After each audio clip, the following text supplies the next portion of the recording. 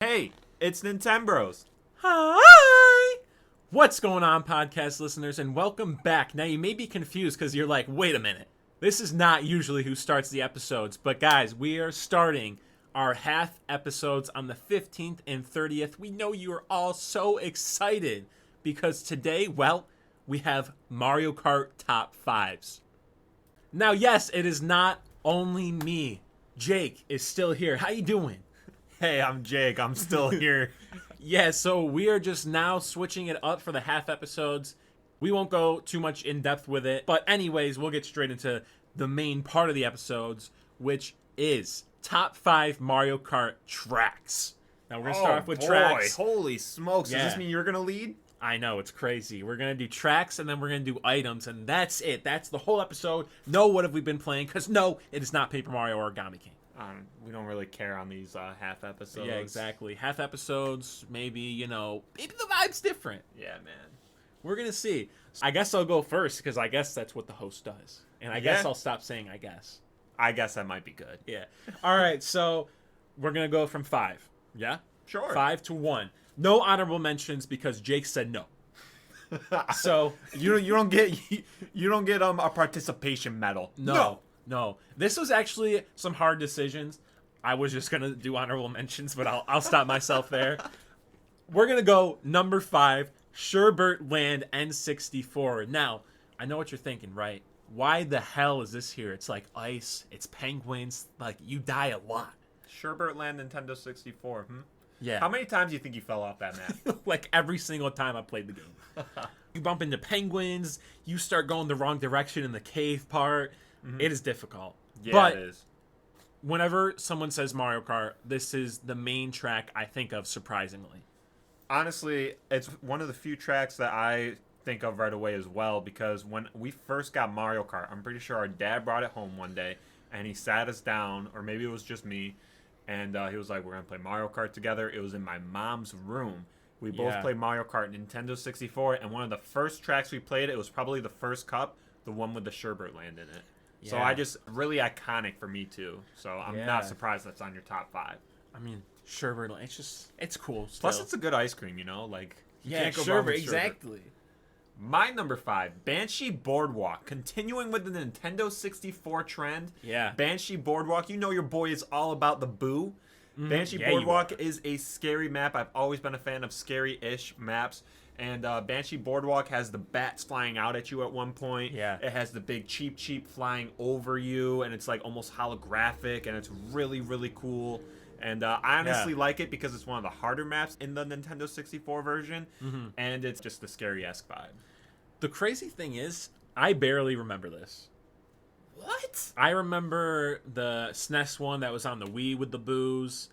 And that one's really good. It's just really short. Yeah, it is.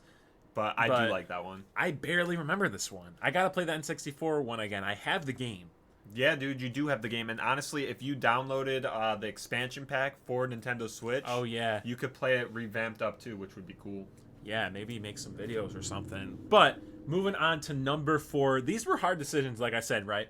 So my number 4 is Dino Jungle on the GameCube or Mario Kart 7. Now, I remember playing this a long time ago, and I think I also remember it from Mario Kart 7 where it switched it up a little bit with the flying and the propeller and whatnot. But I just remember on the original, going through the whole thing was so much fun. Yeah, it was just the dinosaurs. Dude, if I remember it correctly, Flower Cup Double Dash, that's what it was on. And it just had like the dinosaur's face as like, oh, you want to select this this map to play, and it was just him looking like really smiley and just like, yeah, just like, I mean, this isn't a visual type of content, but like I was just smiling like a weird dinosaur looking thing. Yeah, for sure. I mean, when you think of a stuffed animal dinosaur, it's like your generic stuffed animal dinosaur. Exactly. I couldn't paint a better picture than that, my boy. Everything just, the map's amazing. It's great. I agree.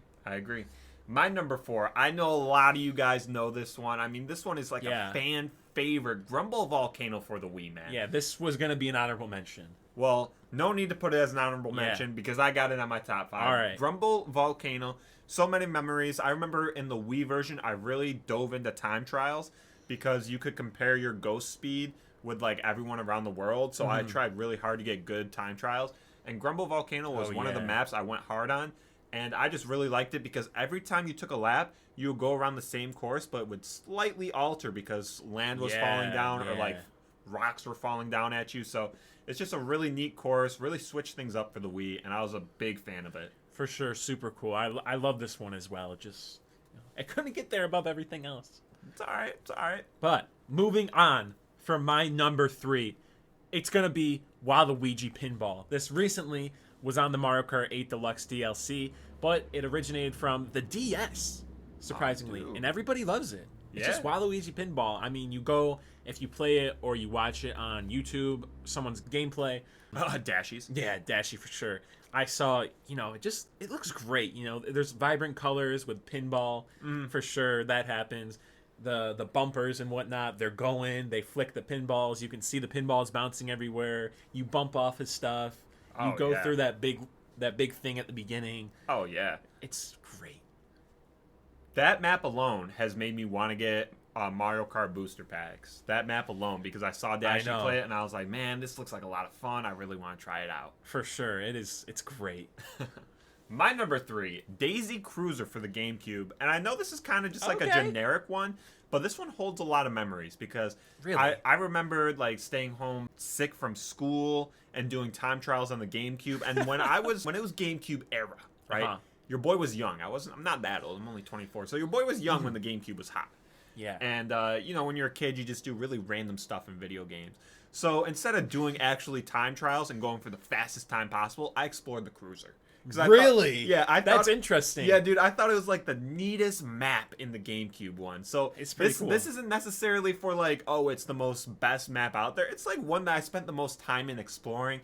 Yeah, it's cool. And like the first time that, if any of you guys know, you can like fall down into, I don't know what room it is, but you're going around a turn and there's just like this hole that you can fall into, and then it's another room, and then you can shoot out of a little thing. Oh yeah, I remember that. It's really hard to explain it, and you will only know what I'm talking about if you played the map before. But the first time I fell down into that room, right, dude, mind blown. You're like, I found something. Yeah, my little kid mind was like, this is an alternate universe in Mario Kart. You found something. That's crazy. Yeah, so I mean, it's definitely not the most unique and definitely not like the best map, but this is top 5 favorite from myself. Daisy Cruiser's got to be up there. I remember Daisy Cruiser from Mario Super Sluggers. So, great game, if I hadn't said that before. My number 2, right? Maybe this is a little weird. A little controversial. But this map, for one reason, is amazing. Number 2, Koopa Cape on the Wii. If you remember, as you go through Koopa Cape, you go down, and you're like in a tube surrounded by water. And it looks beautiful. Yeah, don't you go down a waterfall too? Yeah. Koopa Cape is neat. And it's amazing. And the music is like, I don't remember much music from many games, but I remember whenever I play Koopa Cape, I'm just like, this music fits, it's great. It's Koopa Cape. Man. It's awesome. Nice. Number 2 for your boy, Yoshi Circuit. And I'm surprised, honestly, that you don't have anything really Yoshi related on yours. I know. I looked at Yoshi Falls and I was like, Yoshi Falls is like, it's middle of the road, nothing crazy. But Yoshi Circuit, again, I think a lot of this comes from the nostalgia of me being just a kid playing through the GameCube version. But Yoshi Circuit is the race course where it's literally Yoshi as the course. And I thought that was like the coolest thing ever. And I don't even get to play Yoshi in any game, right? Yeah, because I do. You do, and I always play as Boo or Toad. So like for me to put Yoshi up there as number 2 spot, you gotta respect this course, man. It's so cool, and all the twists and turns, and just knowing that I'm like making Yoshi as I race through this course, unbelievable. Loved it. I feel like it's just, I don't have a lot of that Yoshi stuff, especially the GameCube, just because I didn't really grow up on Double Dash. It happened where it was like, play the N64, and then your brothers get the GameCube because they're older. Yeah. And then I didn't play a lot of it, and then when I did get a chance, it was like, there's new stuff, there's the Wii. So I feel like everything GameCube kind of moved past me so quick. I only really got the N64 and then the Wii. I mean, and that's where our kind of memories and just like things that we value in video games collide, because you have more Wii value-based things, I have a lot more GameCube value-based things, and that's not a bad thing, that's just how it ended up. But the one thing we can agree about is, that was great. Let's hear it, man. Let's hear it. Let's give it up for Mushroom Gorge on the Wii. Whoa! Mushroom George. Mushroom George. Sorry. Shout out Dashy for the second time this episode. Is there an E in George? I don't know. I don't know why Dashy was there. Never mind. Mushroom Gorge is our number one.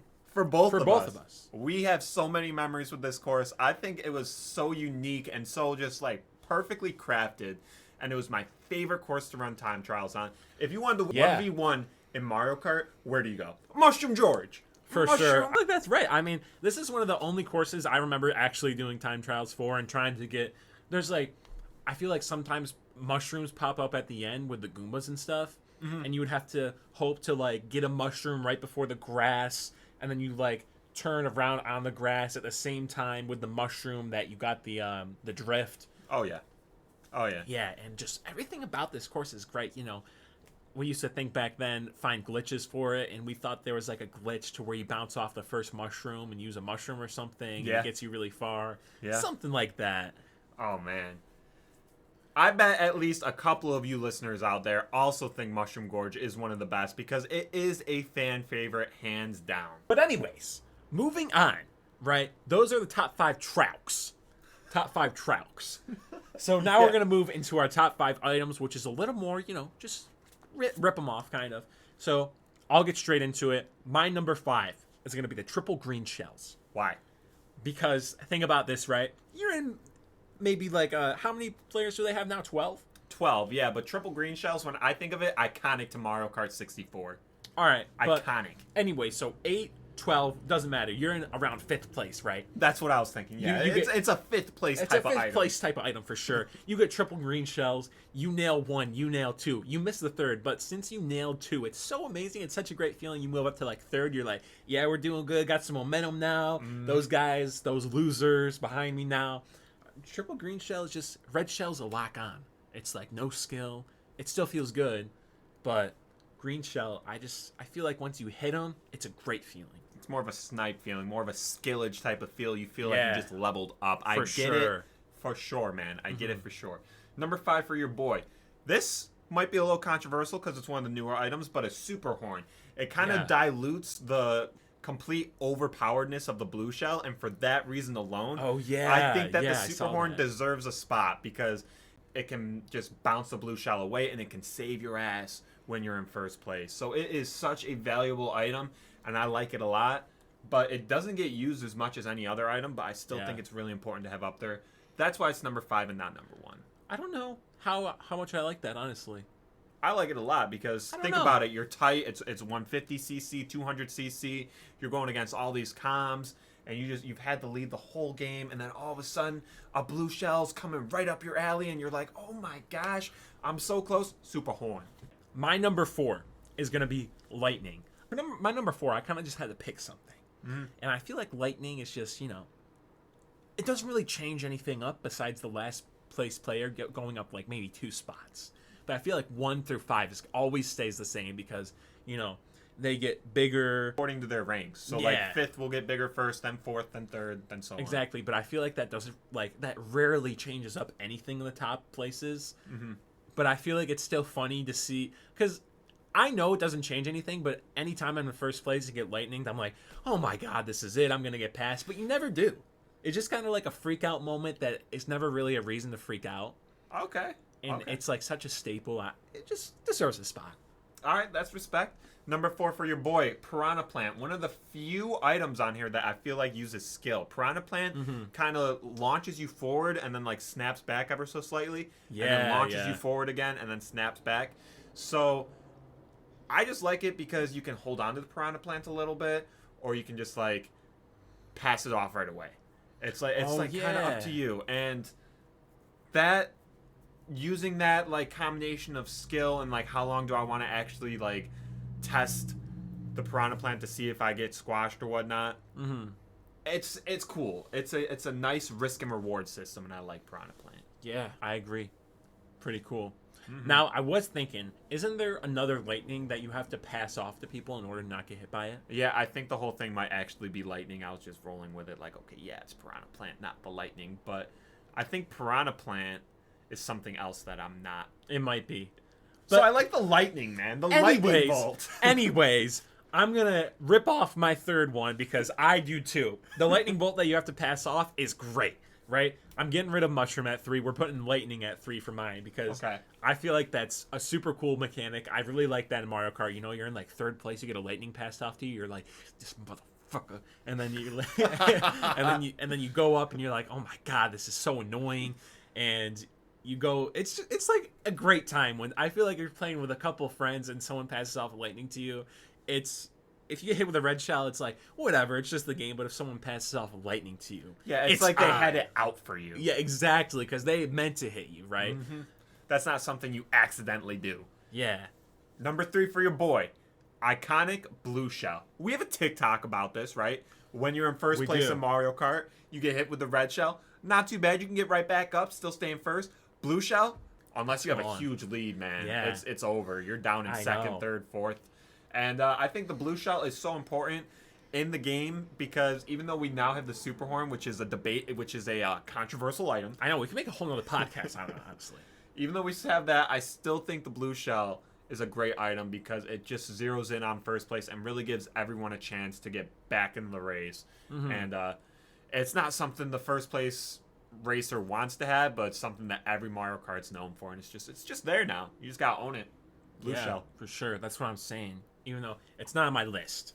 But number 2 on my list is going to be the red shell. Now, I was explaining this before we did this podcast, right? Mm-hmm. You're in 2nd or 3rd place. You get a red shell. It's not a triple red shell, but 1 red shell. And you're like, this is it. You find your opportunity. You make sure they don't have a banana or a green shell. And you send that. It hits. You pass them. It's one of the best feelings in Mario Kart, honestly. That little clutch at the end where you're like, let's see if I can just turbo boost by and get first place. Send out the red shell. Oh, yeah. Boom. You hit the red shell. You pass the person. It's like pretty much the most iconic Mario Kart interaction. Mm-hmm. And for that reason, it has to be at number 2. Number 2 for your boy. Uh-huh. Number 2. The multi-banana. We're talking... I forget if it's just a line or if it rotates around you. I think it changes with each iteration of Mario Kart. Mm-hmm. But the multi-banana one is so great because it's more of a defense mechanism, right? True. It's like a defense item. Absolutely. Like you can lay them all out in a staggered line to try and get someone to slip up behind you. Or you have 3 blocks against red shells coming your way. And I think that's so important when you're like 2nd, 3rd, or 1st place, when you're on top. And because of that, multi-banana defense system, man. It's one of those realistic defense systems that you're actually going to get because you're not going to get a golden mushroom in 2nd place. Yeah. It's one of the realistic ones that like 2nd or 3rd place actually gets. For sure, because if you get in 2nd and you have multi-banana, you get into 1st. Unless you get blue shelled, play the game perfectly, you win. Yeah, you're pretty safe. That's why I like it. For sure. Very nice. My number 1 item in Mario Kart. Mm-hmm. Now, I feel like this is more just because I like it. It's fun. It's like, it's adrenaline. Mm-hmm. The golden mushroom. Whenever I get the golden mushroom, I'm in like 6th place, right? I feel like we have very accurate placements for when you get these items in this podcast. Yeah. Anyways, you're in 6th place out of 8 or 12. You get the golden mushroom, and you are blazing past everyone. Now, it's a great feeling. It is a great feeling, but one thing I always mess up with when you have the golden mushroom is I go overboard, man. Yeah. I go That's very true. That happens a lot. Like, all right, I see myself flying past 5th place. I'm turning my head, waving in the rearview mirror to 4th, and then all of a sudden I'm off the edge before I get to 3rd, man. Before you know it, you're just like spamming the golden mushroom at a wall so many times because you don't want to figure it out. You're just like, well, I'll power through it. Yeah, right? But you can't power through a right angle, man. You can't. Yeah, and then it gets rough. But anyways, if you use it right and you go blazing past everybody, I just love it. It's like a constant mushroom. You're seeing how fast you can click LT to get the most use out of it. Because, well, if you're like me, you don't know if it's a timer or if it's a use thing. So, you're just clicking LT like there's no tomorrow. Yeah. And it's great. Excellent. Number 1 for your boy. Triple red shell. And I know you like the single one more, but just hear me out on this, right? Okay. Triple red shell. What do you think your placement is when you get a triple red shell? Like 5th? Triple red shell 6th? is going to have to be like a 7 or 6. All right. So you're kind of down there.